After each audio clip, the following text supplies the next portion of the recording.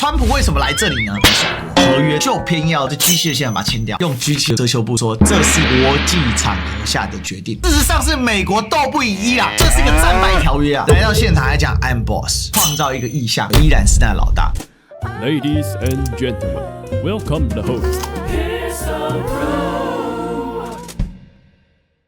G7 签美伊和谈备忘录4个字，遮羞布，因为这是一场完全美国帝国溃败。而这件事里面还有一个有趣的内容，是川普过生日，在他去 G7 之前，过生日的时候放消息要签，到了 G7 的时候现场签。第一啊，签署的当下所有人都骂，当然除了福斯以外，各方是抨击没错，但是川普这边就是武生平，甚至可以说是兴高采烈。我们就回到 G7 的现场，这14条合约的内容是什么？签署完之后，美国整个炸掉。 Maybe it was the deal getting no love, or maybe he was just bored, but Donald Trump looked a little checked out and out of it, and literally and figuratively alone on the world stage earlier today, posing with the other leaders of the G7 for their group photo. We're back with David and Paul. Paul, the optics used to be everything for Donald Trump, and that was, at least within his own political coalition, how he got away with the substance never being exactly what everybody thought they were getting with him. The optics are now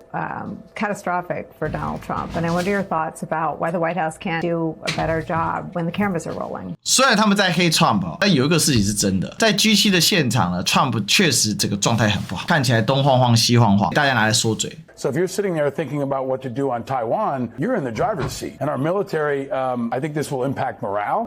It'll definitely impact recruiting. And we've, reduced our stockpiles. 40% of our Navy was occupied. We spent tens of billions of dollars that they still can't fully account for. And they're putting forward a defense budget at the end of the year that has a $500 billion plus up for Iran, probably just to cover the cost of what they already spent. So it's just a loss across the board. But from a strategic standpoint, this weakens our country and our standing in such a profound way that our enemies are celebrating. 这是一场彻头彻尾的失败，在战略上面，在国家的布局上面，签约的这事情其实是全面性的失败。我们可以看到福斯新闻网全面夸夸。福克斯新闻作为与特朗普政治立场高度契合的媒体，在报道美伊相关事件时，大量使用了极具特朗普个人色彩、情绪饱满且带有强烈赢学属性的词汇。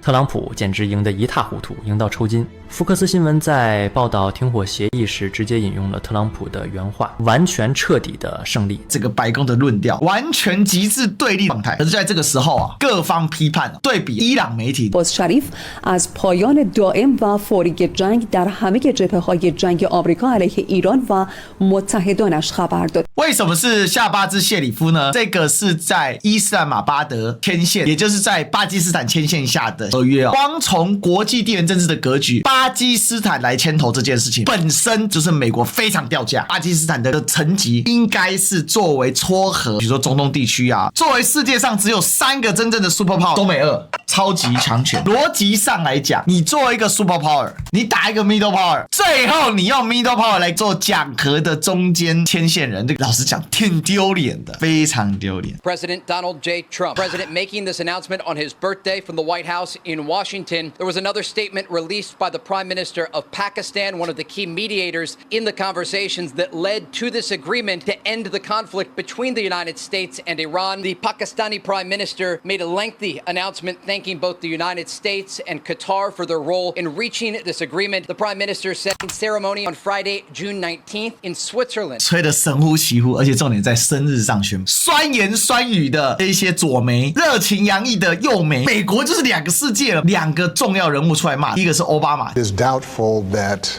any agreement that arises is going to be significantly different or a significant improvement from the deal that we had in the first place.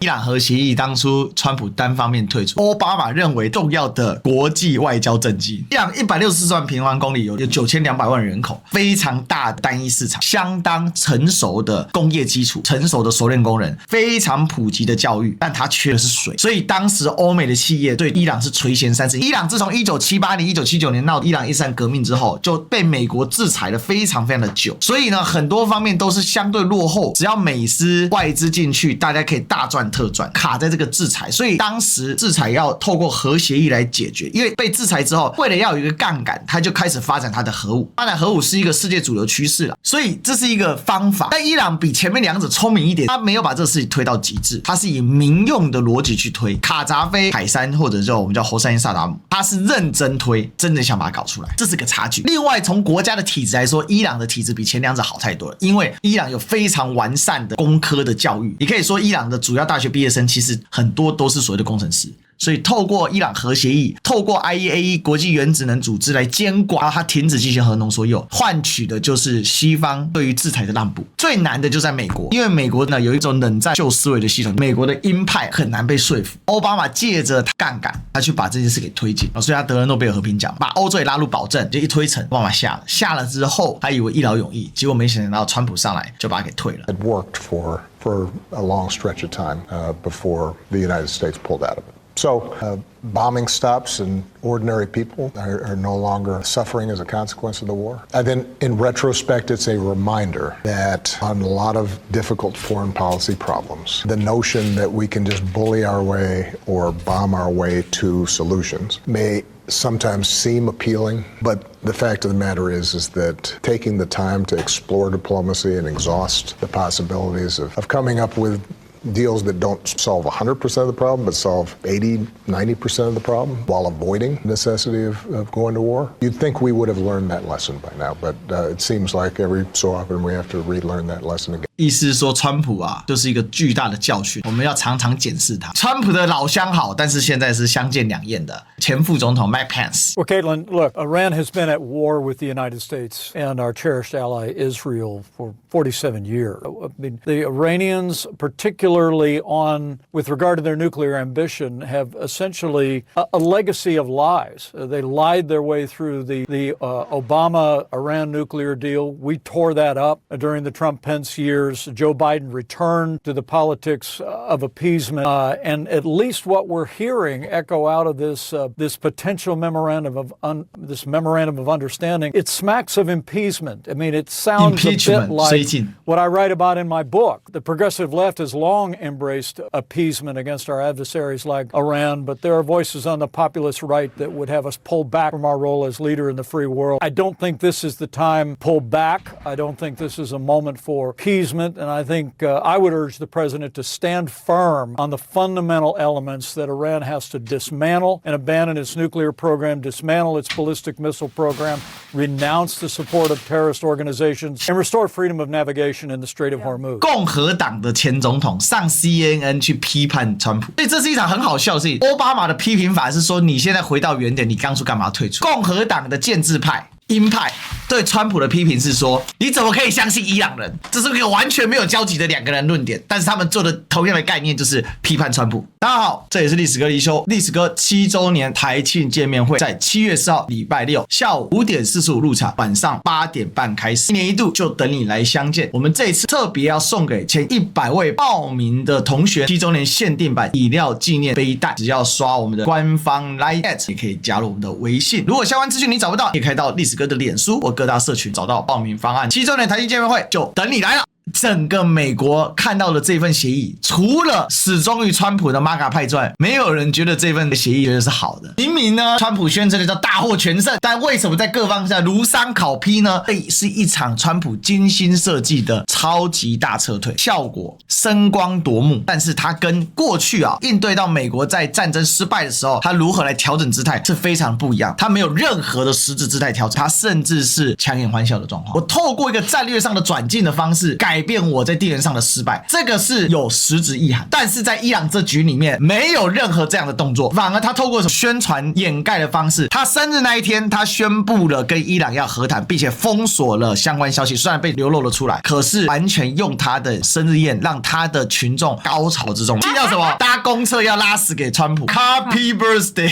这是一个世界上最屎的一个秀嘛。G7 开会的现场，这一次的话还有巴西总统卢拉、印度总理莫迪，法国想把整个会场喘大一点，把巴西跟印度拉进来，就代表整个 G7 是一个衰弱的现场。到时候 G7 不会有 G20 的热闹。韩国总统李在明也在这里，那你请问你跟 G20 有什么差别？除了没有中国之外，请问有什么差别？那他把他拉进来是干嘛？想要证明说这个场合还有点作用。全场大家都在等，全场最自在，一个是川普，另外是谁？意大利总理梅隆尼。这一排看过去都是欧美领袖。这斯坦莫他进来的时候有给斯坦莫拍一下，代表英美还是关系比较特别。G7 内部自己都搞不定，照实力排位一定是美国、德国在法，然后日本。我看到日本那个小牌子高市早苗，连画面都没有切掉了，真的很有意思。所以这个 G7 的场合，它其实展现出一个问题：现在这些人面对这样的一个美国，他们不知所措。舔美舔的越用力的人，他在这里面更不知所措。稍微还有点自主能力的人会比较边缘，但他还是相对于他的自主性。两边通吃的人最快乐，谁呢？加拿大跟意大利。加拿大现在修补了对华关系，中加关系缓和了非常非常多。而且卡尼呢，光是在达沃斯论坛那一句把那个 sign 给拿下来，在橱窗里显示着我们会继续遵守国际秩序标语拿下来。至于北京，我是动不了，所以我不会去 battle 他。我拉了韩国，拉了巴西，拉了印度，拉一些区域的强权，证明我依然是人。但其实在这个场合，他们还是美国人的母啊。那些活得比较好的南方国家，人家靠的是自己嘛。日本为什么没有办法去亲近欧洲，没有办法去很好跟整个西方融合在一起？而日本今天之所以碰壁，还有文化因素也是挺重要的。你没有办法做到真正意义上的心灵契合嘛。但是川普为什么来这里呢？来甩锅，又偏要 G7 的现在把它签掉，用 G7 来做一个遮羞布，说这是一个国际场合下的决定。其实事实上是美国斗不赢伊朗的一个媾和嘛，这是一个战败条约啊，但他来 G7 的现场来做，这是非常可笑。来到现场来讲 I'm boss， 表面上在开玩笑，其实怎样创造一个意象，就是我依然是那老大，因为川普已经达到 G2 了嘛。什么是 G2？ 在我势力范围内的，我依然是老大。G7 的现场哦，川普讲了一些很猛的话，他竟然敲打了以色列。You'll see that when you see the agreement, but it's appropriate that we release the agreement, and we did send a copy to Israel, by the way. They've been a good partner. Again, I think they could do better with respect to Hezbollah. They have been living in hell. 美国总统当众说以色列把黎巴嫩变成地狱，只是他们直接讲了，代表谁是侵略者。而且哦，美国总统竟然替真主党说情，真主党对美国来讲是恐怖组织啊。I think they could do better with respect to Hezbollah. 所以伊朗和谈的条件是直接反映到川普的言行上面。美国总统被人家要求，然后他照做了。That I don't think they're doing well. And I feel very bad for Lebanon. You know, it was a great culture. It was a great. They had the professors, the doctors, the lawyers. It was an incredible culture, maybe the highest in the Middle East for years and years, centuries. And for the last 50, 60 years, they have been just trashed. 因为他的二女婿是黎巴嫩最有钱的家族之一，算他的亲家，是黎巴嫩的基督教的，但是他们依然有很大的产业，依然还在黎巴嫩，尤其在贝鲁特。贝鲁特一天到晚被炸。他讲的是事实，黎巴嫩的历史非常非常久，以前的腓尼基人的故地，最有名就是汉尼拔嘛，布尼克战争，很多的因素它会在关键时刻发挥作用。而川普现在对黎巴嫩表现出的同情，虽然我们没有直接证据，很难说他不是受到他的二女儿 Tiffany 的影响。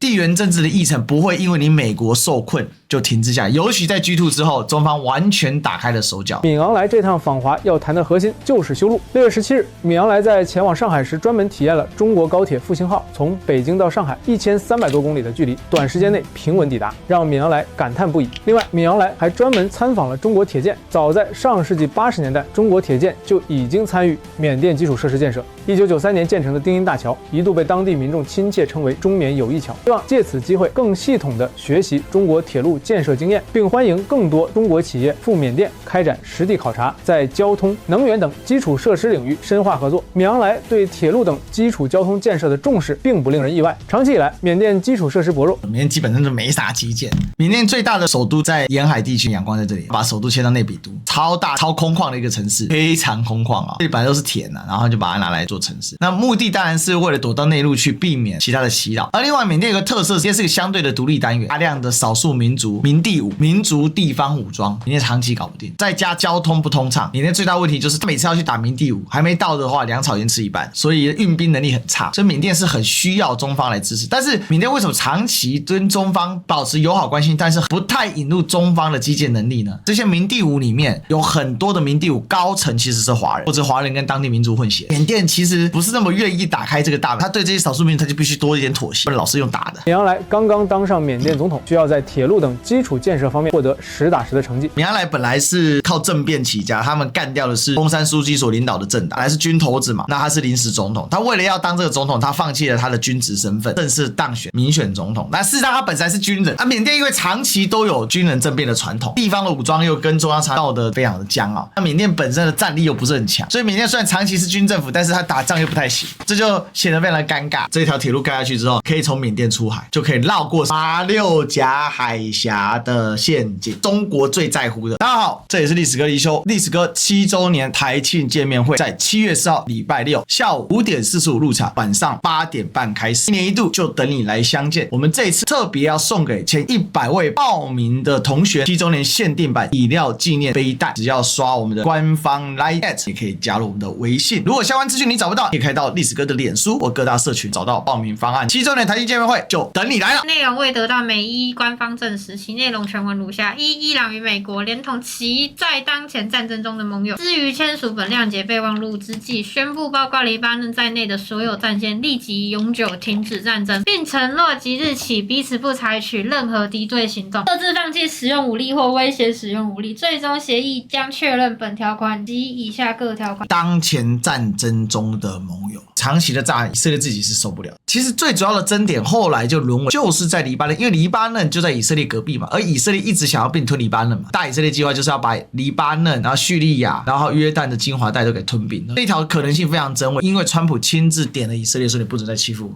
你要对真主党好一点。伊朗与美国承诺互相尊重主权和领土完整，互不干涉内政。伊朗根本没有办法攻击到美国的主权，也打不到美国的领土完整。尊重主权和领土完整，互相不干涉内政，没有要推翻伊朗政权，因为伊朗也没能力推翻美国政权。但是美国一直过去长期的听信以色列的这个建议，是要把伊朗的神学式政权、伊朗的教士政权给颠覆掉的。伊朗与美国承认在最长60天的期限内进行谈判并达成最终协议，该期限经双方同意可延长。如果谈不拢，我可以无限的延长去谈，最终协议很难出台了，因为最终协议真的出台，那川普的缓兵之计就会炸掉。那怎么做呢？反正一次60天，一次就是2个月，再延一次又2个月，那我延3次不就半年了吗？其中选举选完啦，到时候再签正式协议就好了。而且正式协议要通过美国国会的，我如果继续搞这个 memorandum 备忘录，要继续延长协议，这事情不就无限拖着办了吗？没压力呀，耍赖都没压力。谅解备忘录签署后，美国立即解除海上封锁，停止对伊朗的任何干涉或阻挠行为，并在最长30天内将航运恢复至全部运力。伊朗方面的船舶通行量应恢复至战前水平。美国同时承诺，在最终协议签署后30天内从周边地区撤军。为什么会被骂上权入国的条约？这一条等于是完全放弃了伊朗的封锁之外，美国还要从协议周边撤军不对伊朗进行战争报复嘛，而且还要让伊朗恢复到战前水平。本谅解备忘录签署后，考虑到排除技术障碍和水雷清除作业的需要，伊朗将立即采取措施，确保30天内波斯湾至阿曼湾双向商船通行量恢复至战前水平。伊朗唯一要花一点时间是把水雷清掉，但水雷是他布的啊，他当然知道水雷在哪里啊。双向商船通航量要恢复至战前水平，因为霍姆兹海峡现在的通航量很低，其中有原因，霍姆兹海峡现在走的是这里转出去，他现在走的是这个位置。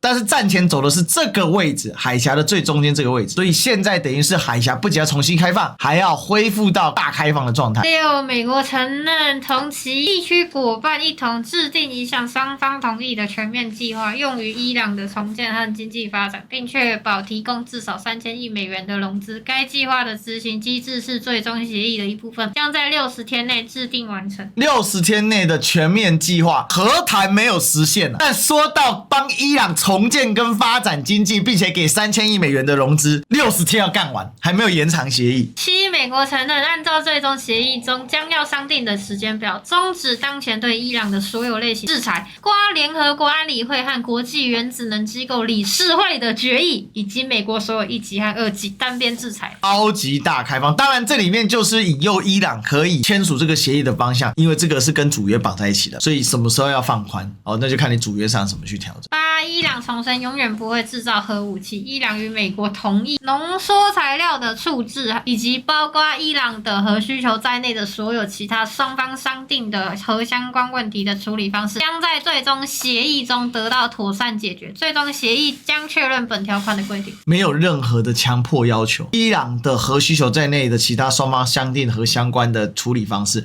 伊朗核需求是什么？用核能发电。伊朗缺水，所以它需要大量核电。核相关处理方式竟然没有任何稀释，还是要把浓缩铀金给理走，超级让步啊！美国这次啊跟伊朗签的这个备忘录啊，丧权辱国啊，甚至只谈到说浓缩铀该如何处理，还没谈到说浓缩铀得拿掉，对，监控没有，完全没有。然后美军就这样要离开了。伊朗所提出的所有条件几乎都得到满足，甚至还超前。节骨眼上，川普怎么度过这一系列的尴尬？转移焦点呗。然后美国今年250高我80，啊，把 UFC 搬到白宫后院去，本来要延后签，但是看着法国那么傻，很傻好用，法国会觉得说，哎呦，在这边签很重，我法国也参与到了伊朗的和平进程了呢。利用法国的虚荣感，把这个事情给搞定，并且在这个局势当中啊，趁乱对以色列发出非常严厉的警告。同一时间，中美俄已经忙着在喀山举办论坛，中方呢跟缅甸做了一个重要的接待。那最后啊，帝国将怎么办？帝国还玩得转吗？帝国要去哪里呢？这是这整件事里面最大的重点。